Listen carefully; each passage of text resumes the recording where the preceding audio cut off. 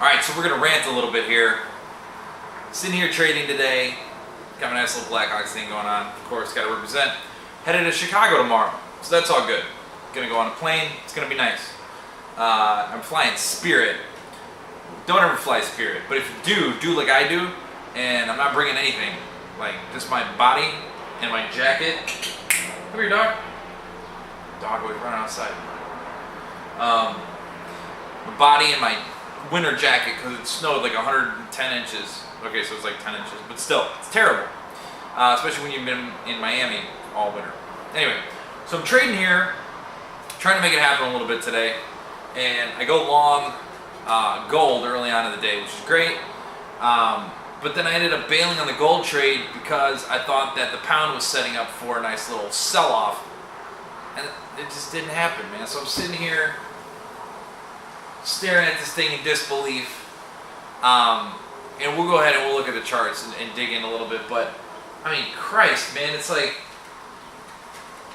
the gold is broken. Gold is broken down. So gold went from, I don't know, it was like 1206, and then it went to like 1197 in just a heartbeat.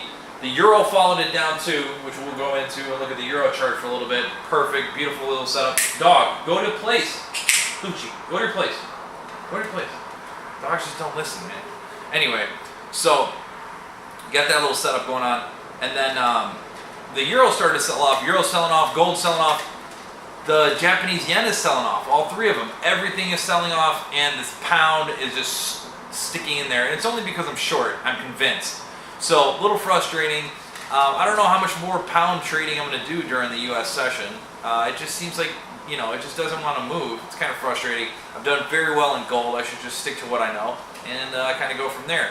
And of course, the equity markets are kind of chopping around a little bit today, but that's what we got. So that's how I'm going to open up today, my friends, with the pound that never fell.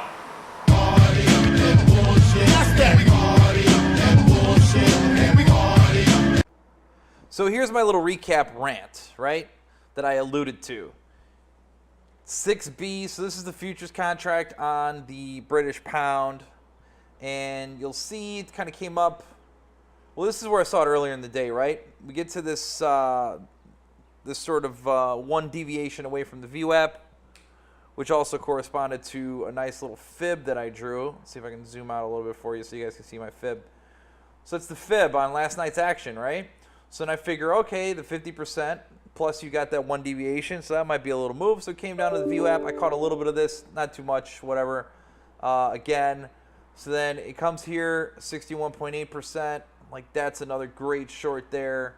Boom, just hoping for this thing to break, right?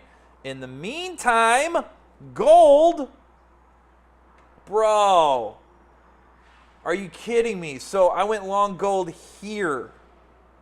I think it was 102.70s, right?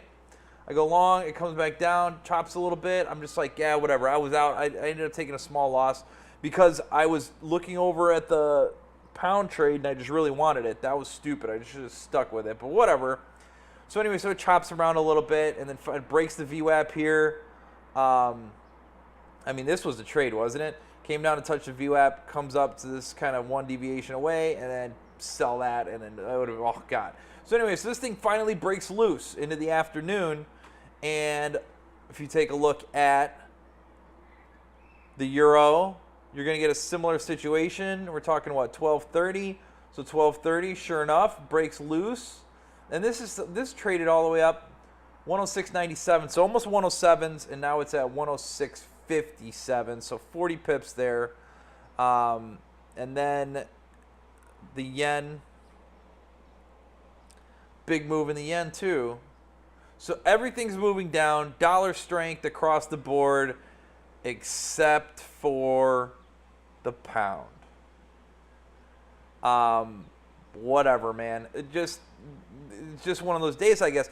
This was interesting, though. If you saw this, 11 o'clock, there's this huge spike in volume. It was like 3,600 contracts, something huge. This ran up real quick, and that looked like an exhaustion move to me there, too. So that's why I was like, okay, get short, and let's see what happens. I'm still in it right now. We're going to be a little patient. We'll see what happens, but that's your little update and what I like to call my little rant, my little balcony I was gonna call this the balcony bullshit, but I'm not on the balcony when I started it. But I can try that next time. So that's what I'm gonna title this: the balcony bullshit in the pound.